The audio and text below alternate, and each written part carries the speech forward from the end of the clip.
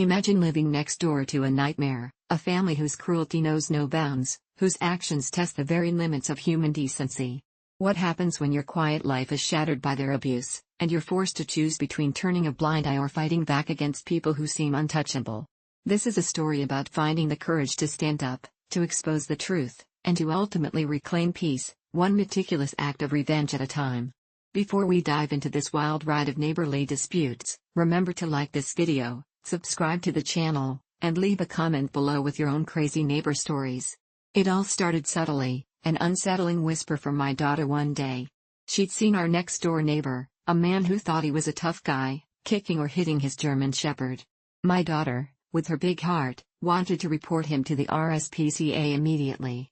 But, with no direct witness ourselves, we cautiously told her to let us know if she ever saw it happen again. We should have known then that this was just the beginning. The day came, an unforgettable afternoon when her bedroom, which overlooked both our garden and theirs, became a window to pure cruelty. We heard her scream, a desperate stop. Stop. Tearing through the house. My ex and I sprinted upstairs, our hearts pounding. He looked out the window, and what he saw made his blood run cold. The neighbor, in a fit of rage, was throwing his barbecue at his terrified dog, trying to hit it as the poor animal yelped and scrambled around the garden. My daughter was frantic, pleading, "Please report him. Please report him." And this time, we did. We made the report anonymously and, trying to put the horror behind us, left for a 2-week holiday a day or two later. We returned home, hoping for some peace, but instead, we found notes shoved through our door. They were from Children's Social Services, asking us to get in touch with them immediately. When we called, the bombshell dropped. They had received an anonymous report claiming our children were being neglected. It was a vicious, faceless lie. After a visit and what must have been some kind of investigation, they thankfully never contacted us again. But by then, we were absolutely furious. My daughter, you see, has a metabolic disease, and any neglect would put her life in immediate danger. It was undeniably a malicious report, a retaliatory strike from our neighbors after their visit from the RSPCA. Yet, despite their cruelty, nothing was done about removing the dog. Oh, the abuse didn't stop there. I could go on forever detailing the torment they inflicted. Every time someone left our house, we'd hear him shout things like, "I'll put you in a bag." This guy genuinely thought he was some kind of East End hard man, a self-proclaimed king of the cul-de-sac. And it wasn't just his dog or us. Previously, he'd actually hit his partner. One day, she showed me cigarette burns on her chest. So, yeah, he was a nasty piece of work through and through. But don't think she was much better. We'd also seen her, on multiple occasions, throwing her dog's waste over the shared fence and into the garden of the upstairs flat. We knew the people living there, and we'd already videoed her in the act to show them, but they already knew all too well about her disgusting habit. So, the next chapter in this saga of revenge unfolded. We started noticing a peculiar pattern, an endless stream of people coming and going from their flat, different cars constantly parked on the road around their house, and, most tellingly, number plates being changed. It became clear, he was illegally trading cars from his property. This was a direct violation of residential rules and, more importantly, a shady business practice. I reported him to trading standards, and sure enough, he received a visit. You can probably imagine what happened next. Bye-bye car trading business. Naturally, the verbal abuse from them escalated dramatically after that. Their shouts became louder, their glares more venomous. Then, the police were knocking on our door. They informed us that we were being accused of abusing them and asked if we wanted to enter some kind of mediation. We unequivocally said something along the lines of, "No, we want nothing to do with them."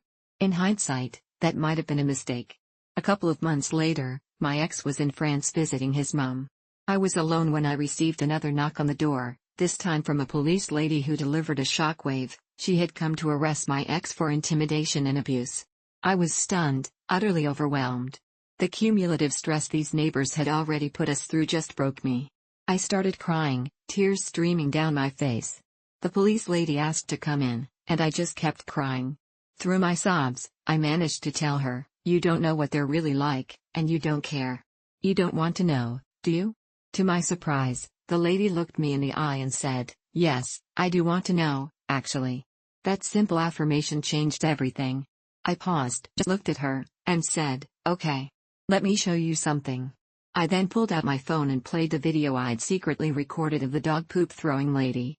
The officer watched it, her expression shifting from professional to utterly taken aback. When it finished, she looked up at me and declared, "Well, this changes everything."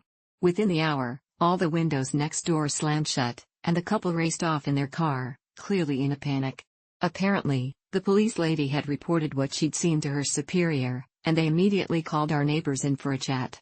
I think they probably told them they were dropping the charges against my ex, because, in a truly bizarre turn of events, the couple then tried to make a complaint about the police lady. A day or two later, the police lady came back to tell us exactly what had transpired in that meeting. Our neighbors had made some truly absurd accusations. They claimed my ex was shouting at them from our kitchen while they were in their garden. The officer, having been in our kitchen, just laughed, explaining there was no way anyone could even see into their garden from that vantage point, let alone shout at them effectively. Then, they claimed my French ex had leaned out of his car window and yelled something like, "Fuck off, you slag." At that point, I burst out laughing. It was such a quintessential East End hardman phrase, and my ex, bless him, barely spoke fluent English, let alone that kind of street lingo. The whole thing was ludicrous. In the end, their web of lies and malicious reports unraveled. They ended up selling their flat at a significant loss and finally, thankfully, moved away. It was a long, draining battle, but standing up to their cruelty, gathering the evidence, and refusing to back down ultimately brought us the peace we deserved. Sometimes, you have to fight fire with cold, calculated justice to get rid of truly terrible neighbors. What do you think of how this situation was handled? Let me know in the comments below, and don't forget to subscribe for more compelling stories.